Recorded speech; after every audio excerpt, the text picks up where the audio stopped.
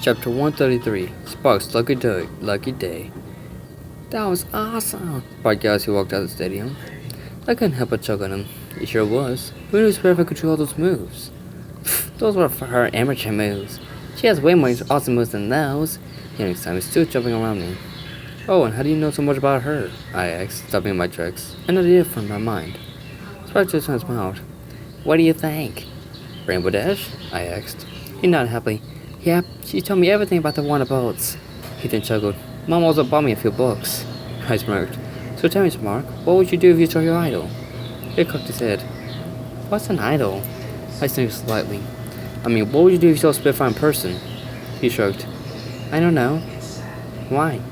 I turned around and began to trot towards the stadium again. Oh, no reason.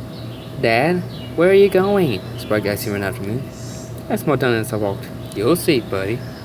I walked in the stadium and turned into a side hallway. I followed this till I came to a sign saying private. I moved the sign out the way and began to walk the stairs. Dad, I don't like we're allowed up here, Spark says he looked around nervously. I chuckled and mumbled his mane. Don't worry, you're gonna love this. After reaching the top, I looked down two different hallways. I looked down the left one and saw a few address and names on them. That has to be it.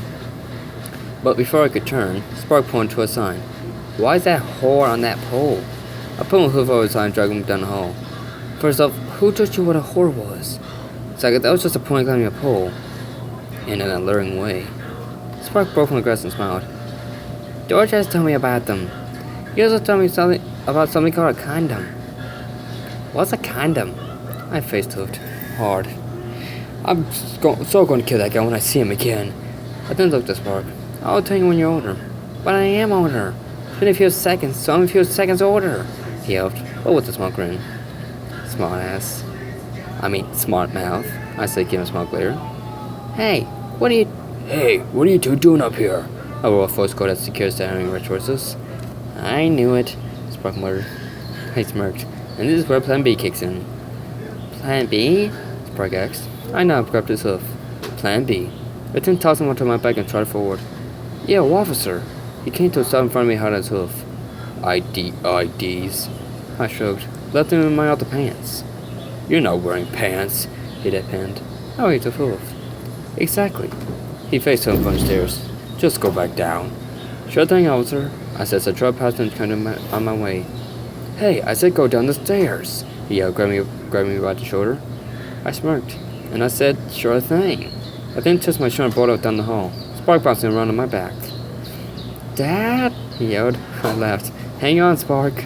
I then shifted aside and drove into the open door. Once inside, I ran over to the window and pushed it open. By the time security ran in, I was already in another room. I chuckled as Spark dropped my back. Good move, Dad. I smiled toward the door. Thanks. So, what are you even doing? He asked curiously. You'll see soon, I answered. Ugh. I laughed and continued to walk, reading the names off of the doors. No. No. See, Don, I knew I could prove it. Shut up, I just did my math wrong. So, where are we? The stadium. I see. Carry on. I stopped at the door and smiled. Here we go. We're here? Sprague asked. I nodded and knocked on the door. Who is it? Came a few of my voice from the inside. I got your pizza! I yelled. I large smile on my face. Pizza! The voice said as the door opened slightly. I gave a wave. Hey. The mirror opened the door and all the way stepped in the fuel. Do I know you? I heard small guts behind me. But continued to smile. No, you don't. Just asking for a request. The mayor eyed me. Who are you? Name? Yay, pose time. I struck a small pose and grinned. I'm Lance. Lance Greenfield. Lance Greenfield? She said slowly, deep in thought. Yeah. She smiled. You want the points who fought off those guys during the Nightmare Massacre, right? I frowned. Yeah, that's me. She had her hoof. I would like to thank you. You saved a lot of points that night. I saw her shook her head. Painful memories blowing up my mind.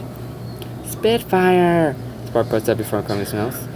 Spitfire looked past me and smiled at Spark. And who's this? I smiled proudly and pulled Spark up to my side. This here's Spark, my son. Spitfire had a hoof to him and smiled. Hey Spark, how you doing? Spark shakily shook her hoof and stammered. Where? How good? Spitfire laughed hardly and rumbled off his mane and looked at me. Nice kid. I would never smile. He sure is. He's also a huge fan of yours. He is? She said with a large smile. Spark merely nodded in response. Spitfire jogged and walked back in her changing room. When she emerged, she held a pair of flight goggles. She smiled at hands and Spark. Here you go. Those are my favorite pair of flight goggles. I trust you take good care of them. Spark smiled from ear to ear as he held Spitfire's professional goggles. Yes, thank you. I'll take good care of them. She giggled and nodded. I know you will. You look like a trustworthy kid. She then looked at me. You said something about a request? I nodded again. Yes, I want to ask you something. She smiled. Go ahead. I smiled nervously. Could you spend a day with Spark? I'll pay you for one, but it will mean a lot to him. Father like son. Aw, he passed out. I chuckled as Spark fell to the ground, unconscious.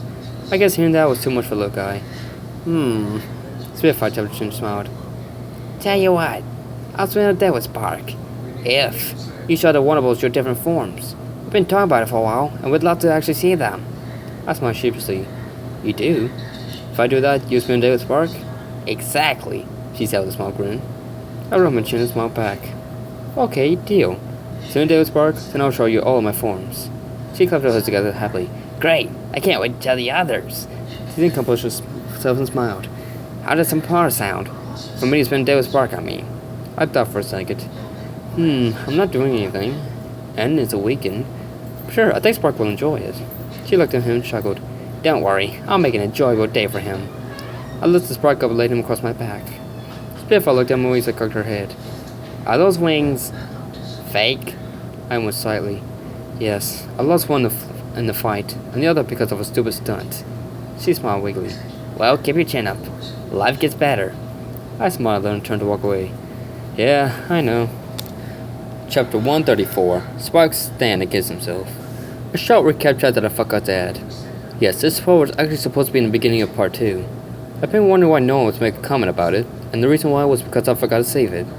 So here it is, just take this as chapter 3, even if it doesn't fit in the spot. But I see this as important, so I'm going to rewind it. Also, Front Door 6, I'm not releasing info on any of this plot. Sorry. September 20th, 2014. Unknown location, Sparks Puff. What? Dad? I sat up and groaned as I felt my broken ribs grinding against each other. Dad? I froze past the sand, but fell back to the ground, going into a coughing fit. Dad! Wasn't responding. He was right beside me before. Where is he? Why is he so dark? Why is the floor so cold? Why is... Nova! I began to look around, to understand. Nova! I finally get to my hooves, and when I took a step, my right foreleg bent backwards. I fell to the ground, slipping to the hard stone floor face first. Tears filled my eyes as the pain in my beaten body skyrocketed. Nova, please be okay. Dad, please, where are you? Nova. I looked around again and saw her immobile body laying a few feet away. I gritted my teeth and began to pull myself forward, letting out yells of intense pain every second. Once I was next to Nova, I turned her over to face me.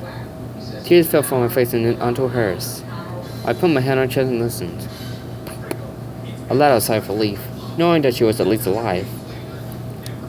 Aw, now isn't that precious? I heard something behind me. I whistled at this voice and turned to face someone who was talking. At first I couldn't see anything, then a small lamp came on. The pony behind the lamp smiled. Well, Sparky, you think you can protect that little mirror there in that state? I ground stood, keeping weight off of my broken foreleg. You will not lay a hoof on her. We'll just see about that. He said with a smirk. He put the lamp down flat his wings. So, Spark, ready for a rematch with me? I've struggled slightly as I've moved into a weak fighting stance. I don't care if you're a clone of me. I'm still going to fight you to my last breath. Clone Spark clone laughed. I see. Such brave words for one so young. I get it from my dad, I said, glaring at him with bruised eyes. Spark clone smiled evenly and began to walk forward. Wow, let's see if you fight like your dad. I looked back at Nova. I will not let him hurt you anymore. I turned back to my lookalike grit my teeth. Do your worst. Oh, I will. He remarked as he closed the distance between us. I know, that's too big of a cliffhanger, but you have to wait a while for it to take place. Also, you now see why part 2 is called Clone Wars, Lance's Pain.